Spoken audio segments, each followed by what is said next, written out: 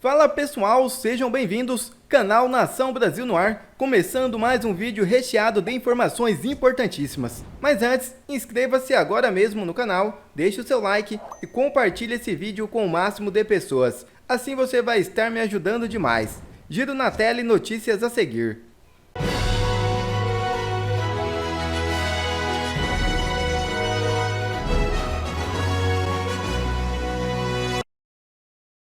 Processo sigiloso revela erros e contradições de Moraes em uso de órgão do TSE. É isso mesmo. Um processo em sigilo há quase 2 anos contra o ex-deputado estadual, cujas redes sociais foram bloqueadas por Alexandre de Moraes, revela erros. O uso informal do órgão de combate à desinformação do TSE pelo ministro e contradições nas explicações dadas por ele após as primeiras reportagens sobre o tema. O caso mostra ainda que um pedido de apuração feita por Moraes por meio de seu gabinete foi registrado oficialmente como uma denúncia anônima e expõe como o Tribunal Superior Eleitoral foi utilizado para abastecer inquéritos criminais em andamento contra bolsonaristas. Procurado e informado sobre o teor da reportagem por meio de sua assessoria, o ministro do STF não quis se manifestar.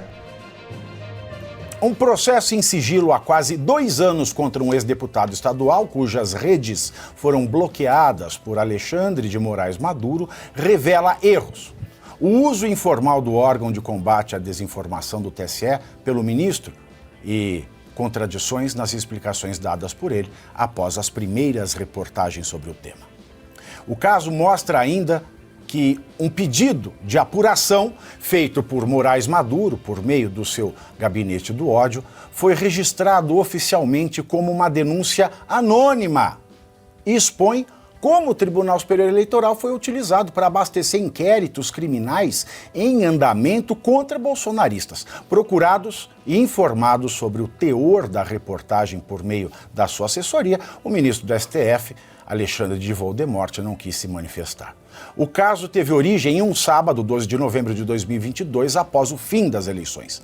Segundo mensagens a que a Folha teve acesso naquela noite, houve um diálogo entre o braço direito de Moraes no STF, Supremo, o juiz Ayrton Vieira e Eduardo Talhaferro, então chefe da Assessoria Especial de Combate à Desinformação do TSE. Às 22 horas daquele dia, Ayrton Vieira enviou por meio do aplicativo WhatsApp 3 arquivos para Talhaferro relativos a manifestações convocadas contra ministros do STF que participariam em Nova York nos dias 14 e 15 daquele mês de um evento privado promovido pelo LIDE, grupo do ex-governador João Dória.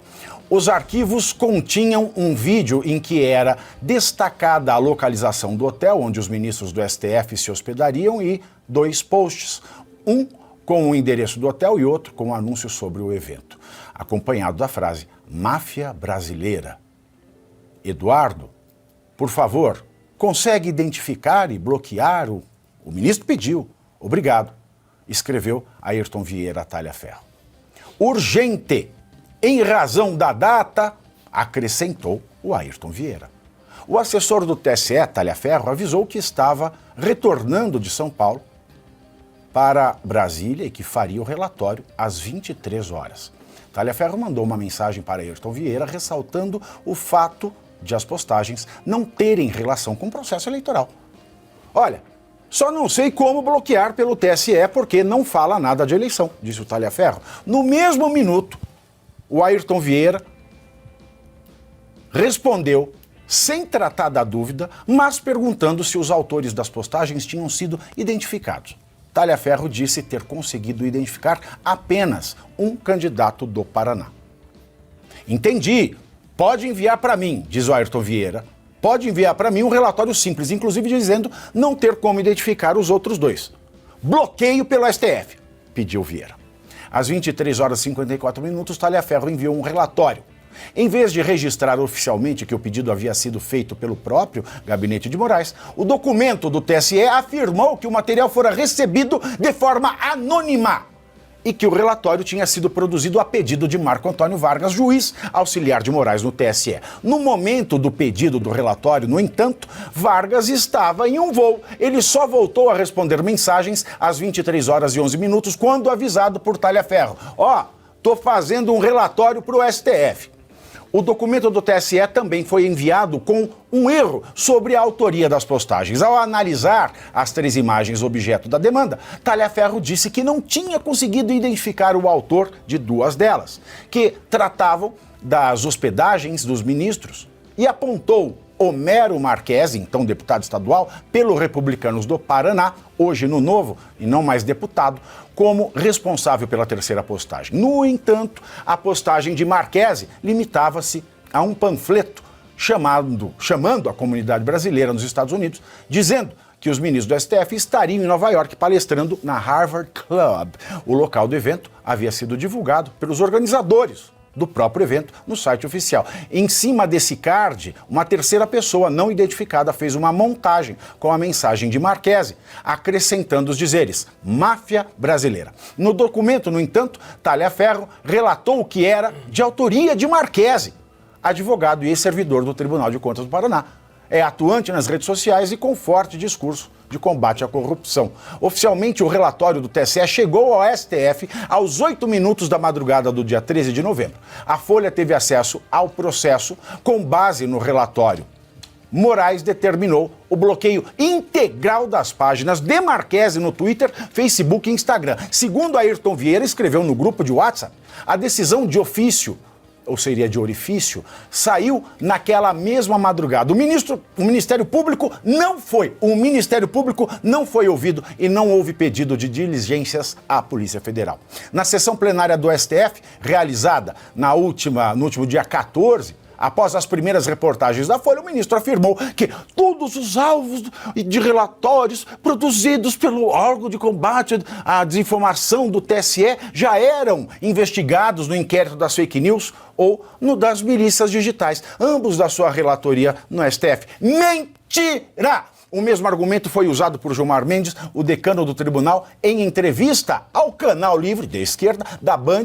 Um programa de esquerda, né? Canal Livre. É de esquerda, deve ser de esquerda. No último domingo, Moraes, que eles não falam pra gente. Moraes também disse que todos os agravos regimentais, recursos apresentados pelo alvo, Ministério Público ou outra parte do processo, foram levados por ele para análise no plenário do STF, com acompanhamento pela PGR, a Procuradoria-Geral da República, de todas as movimentações do processo. Mentira! Todos os documentos oficiais juntados à investigação, correndo pela Polícia Federal, todos já eram investigados previamente nos inquéritos já citados com a Procuradoria, acompanhando, e todos, repito, todos os agravos regimentais, todos os recursos, os recursos contra minhas decisões, inclusive de juntada desses relatórios, todos que foram impugnados, foram mantidos pelo plenário do Supremo Tribunal Federal, disse o Moraes naquela sessão ordinária daquele plenário ordinário. As 3 afirmações, porém, se chocam com os dados, se chocam com a verdade. Ou tá sentado ou tá em pé, ou caga ou sai da moita.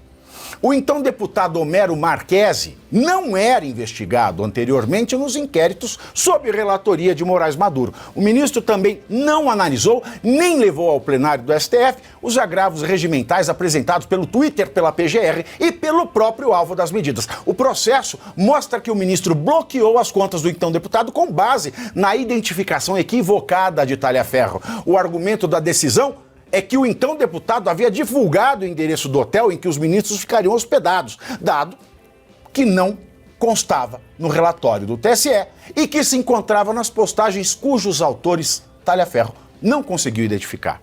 Aspas. Conforme se verifica, Homero Marques utiliza as redes sociais para divulgar informações pessoais dos ministros. Olha, um hotel, homens públicos em horário de trabalho, dados pessoais dos ministros do Supremo Tribunal Federal. O que põe em risco a sua segurança e representa indevido risco para o fundamento do Poder Judiciário. Oh, meu Deus! Escreveu o ministro ao determinar os bloqueios. No seu entendimento, a divulgação poderia configurar os crimes de incitar publicamente a prática de crime. Olha, eu não sabia que combater crime era a prática de crime. E de tentar, com emprego de violência ou grave ameaça, abolir o Estado Democrático de Direito. Como ele viu a grave ameaça na Fátima Tubarão. Nossa, que homem você, hein, Alexandre de Moraes? Que macho! As medidas de bloqueio foram implementadas no mesmo dia 13 de novembro pelas plataformas, que tiveram apenas 2 horas para executar a ordem sob pena de multa, é claro, diária, de R$10.000. O deputado teve seu Instagram bloqueado por quase 6 meses. Permaneceu quase 1 mês e meio sem Twitter e Facebook. As certidões do processo mostram que a PGR só teve acesso ao caso no dia 16 de novembro, 3 dias depois da decisão de bloqueio de Moraes. Marquese só teve acesso em 1º de dezembro. No dia 21 de novembro, a PGR protocolou um agravo regimental, um recurso, em que pedia a anulação da decisão e o trancamento da investigação. Mas o tranca-rua não atendeu assim. A então vice-procuradoria-geral, Lindor Araújo, apontava no recurso o erro da decisão de Moraes, além de afirmar ser ilegal o uso de órgão de combate à desinformação para investigação criminal. Aspas. Assim, ao contrário do que foi consignado na decisão judicial recorrida, não se depreende que o investigado tenha veiculado informações pessoais relacionadas ao local de hospedagem dos ministros do Supremo Tribunal Federal, uma vez que tais dados constam de publicações de autor desconhecido, escreveu a Lindora. Os recursos da PGR e do ex-deputado não foram analisados por Moraes no dia 23 de dezembro. Em outra decisão monocrática, ele desbloqueou o Twitter e Facebook de Marquese. A decisão, porém, não analisou os agravos que, segundo ele, estavam prejudicados com a determinação do bloqueio. Para dar essa nova determinação, Moraes mencionou um orifício de Arthur Lira, presidente da Câmara, em que ele solicitava a revogação de bloqueios de contas de deputados federais, ordenadas com base na resolução que aumentou o poder de polícia do TSE e que não dá poder para bloquear a rede social. Não dá. Embora Marquese nunca tenha ocupado o cargo de deputado federal. Foi deputado estadual de 2019 a 2023. Na decisão, Moraes não se manifestou sobre o bloqueio no Instagram. Segundo a defesa do ex-deputado, esse é o seu principal canal de comunicação. Por esse motivo, Marquese recorreu novamente ao STF em 1º de março. Moraes não analisou o pedido e mandou o caso para a Justiça de primeira instância sob argumento de que ele não era mais deputado. A prerrogativa de foro especial no STF, porém, alcança deputados federais, não os estaduais. Quando interessa para ele manda para a primeira instância. O Instagram do agora ex-deputado voltou a ser ativado em 2 de maio, após decisão da Justiça do Paraná. Marquese tomou conhecimento sobre os motivos de bloqueios de suas redes cerca de 15 dias depois do fato. Na ocasião, não houve explicação oficial, apenas o Twitter afirmou que se tratava de uma decisão judicial. Aquelas decisões que ele pedia sigilo ao Twitter e que depois o Elon Musk, quando comprou a rede, decidiu revelar. O político entrou na Justiça do Paraná com um pedido para que as plataformas reativassem as suas redes. Segundo consta no processo, ao ler notícias sobre decisões de Moraes bloqueando bolsonaristas por postagens sobre Nova York, Marquese procurou então o gabinete do ministro por meio do seu advogado. Obteve então a confirmação de que havia sido alvo de Moraes e pediu acesso aos autos. Professor Suano, hein?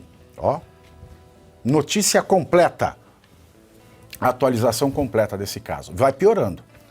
Aquilo que nós já tínhamos comentado, Pavinato, o que o Glenn está fazendo é estabelecendo um diálogo. Ele espera as respostas para mostrar a contradição de tudo aquilo que está sendo replicado. A réplica dele é um elemento a mais que mostra as contradições. O grande problema que nós estamos vendo é que não está chegando a lugar nenhum por parte das autoridades. Ou seja, a sociedade está ali, algumas lideranças políticas, dentre os quais temos aqui o Tomé, tentam de alguma forma se contrapor a esses abusos, mas ainda assim nada é possível ser feito. Infelizmente, nós estamos vendo um caminhar para chegar num teto. O limite é que a gente não sabe qual vai ser o desdobramento. Muito provavelmente é possível haver uma ruptura da nossa sociedade. É possível haver uma ruptura das relações de poder. Por quê? Porque nós estamos vendo uma contradição absoluta, uma ideia de que eles estão vivendo num processo de reorganização do processo administrativo do país, mas infelizmente é apenas isso. Contradição, mentira e não tem como puni-los. Este é o problema. Só uma pessoa pode punir. Se chama Rodrigo Pacheco. Por mais que você discorde disso, a culpa para mim é totalmente dele. Mas o Pacheco não vai fazer nada, né, Tomé? Ele vai ter que fazer. Vai? Claro que ele vai. Existe uma população no Brasil de mais de 60 milhões de brasileiros completamente indignada com o que está acontecendo. E eu queria fazer uma retrospectiva, se você me permitir, Pavinato. Claro. para poder explicar um pouco como foi, né, esse caminho para chegarmos até aqui. Elegemos o presidente Bolsonaro, sabendo o que tinha acontecido com o passado. Todos nós conhecemos o que aconteceu com o Brasil. A Operação Lava Jato mostrou para todo mundo os grandes esquemas de corrupção que aconteceram lá atrás e que foram julgados pela 13ª Vara de Curitiba, foram julgados pelo TRF4, foram julgados pelo STF e colocaram inúmeros criminosos na cadeia. Aí elegemos o presidente Bolsonaro. O presidente Bolsonaro, ele mudou um pouco a forma de se fazer política no Brasil. Ele acabou com aquela tal política de coalizão, que foi criada lá atrás por Fernando Henrique Cardoso, onde, para ter apoio político dos partidos, se entregava ministério de porteira fechada para eles. E esses ministérios eram utilizados para que eles pudessem fazer política. E nós vimos muitas e muitas e muitas famílias enriquecerem de uma maneira inimaginável no Brasil. Se tornaram donos do país. Descobrimos tudo isso. Donos do país. Descobrimos tudo isso, ficou claro para todo mundo. Elegemos o presidente Bolsonaro. Quando chegam as eleições passadas, as pessoas já estavam politizadas, compreendendo o que tinha acontecido no Brasil e o novo Brasil que nós estávamos construindo e todas as narrativas que estavam sendo criadas de todos os lados para que aquele governo lá pudesse não estar mais na eleição seguinte. E aí entra o que foi um golpe, no meu ponto de vista, no coração de cada um de nós brasileiros que estávamos acreditando num futuro melhor. Eles, com uma decisão praticamente monocrática, acabaram com a competência da 13ª Vara de Curitiba e todos aqueles processos voltaram para a etapa zero. Ou seja, Lula e toda a turma em volta não tinham mais responsabilidade sobre nada. Iam ter que ser julgados novamente, coisa que nós sabemos que parece que não vai acontecer. Pois bem, com isso, devolvem os direitos políticos de Lula. Lula volta para as ruas, em outro artifício jurídico, ele tem a oportunidade de ser candidato a presidente do Brasil, e aí que começa toda essa história. Todos nós percebemos que a nossa liberdade de expressão estava sendo ceifada. As pessoas sendo perseguidas, sem poderem estar se expressando em rede social, seja verdade, seja desinformação, ou seja algum tipo de ataque, que existe lei para isso. A gente sabe muito bem, nós perdemos a nossa liberdade. Eu, muitas vezes, não podia falar o que eu pensava quando eu estava em outras emissoras dizendo o que estava acontecendo com o Brasil. Existiam palavras que nós não podíamos dizer. E pessoas perseguidas, coisa que a gente não via acontecer com o outro lado. E, segundo eles, tudo acontecendo dentro do rito legal. E, na verdade, agora, quando a gente recebe essas informações que estão sendo apuradas, a gente percebe que aquele sentimento que nós estávamos de desespero, de ver o Brasil estar sendo devolvido para a mão para aquelas mesmas pessoas que destruíram o nosso país, que assaltaram a nossa nação, aquele sentimento de impotência, ele era verdadeiro. E é por isso que as pessoas, mesmo após o segundo turno das eleições, foram para as ruas, porque nós nos sentimos calados. E isso não representa um país democrático. Um país democrático não é assim. Um país democrático, as pessoas têm o direito à liberdade de expressão. As pessoas têm o direito de darem as suas opiniões sobre determinado assunto. E mesmo que elas falem besteira, mesmo que elas sejam agressivas, existe lei para poder coibir, para poder punir tudo isso. Então hoje, com essas informações, a gente percebendo que se utilizava de uma instituição para poder identificar e bloquear inimigos políticos, a gente percebe que aquele nosso sentimento não estava errado. Aquele sentimento era real. E foi esse sentimento que fez com que as pessoas cometessem o que eu não concordo, o que eu não acho que foi correto, de estarem andando e invadindo toda aquela parte central de Brasília como um grito de socorro, não como um golpe, porque não tinha liderança, não tinha armas, não tinha um planejamento, eram pessoas de bem que estavam gritando, tentando pedir ajuda por liberdade, por verdade, por democracia. E esse é o momento que a gente se encontra hoje, Pavinato. O momento a qual, se esses crimes foram cometidos realmente, e nós estamos aqui para poder avaliar, esse ministro precisa ser empichado. Exato, foi. A gente não tem... E veja só, não é uma perseguição ao ministro, à pessoa, não é uma perseguição à instituição, não é um desrespeito, é fazermos que as leis sejam cumpridas e respeitadas no Brasil. As democracias acabam quando as principais decisões são tomadas por homens que interpretam as nossas leis como querem e não baseadas em nossa Constituição. E a democracia no Brasil, se tudo isso aqui for validado como verdade, ela acabou. Quer ver mais vídeos como este? Então inscreva-se agora mesmo no canal, deixe o seu like e compartilhe esse vídeo com o máximo de pessoas. Assim você vai estar me ajudando demais. Fico por aqui, um forte abraço e que Deus abençoe a todos. Brasil acima de tudo e Deus acima de todos.